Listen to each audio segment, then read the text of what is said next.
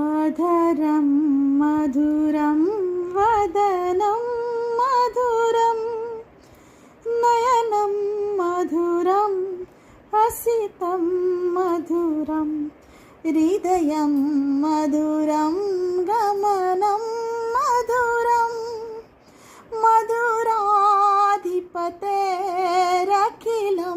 मधुरं वचनं मधुरं चरित्रं मधुरं वसनं मधुरं वलितं मधुरं चलितं मधुरं रमितं मधुरं मधुराधिपतेरखिलं मधुरं मधुराधिपतेरखिलं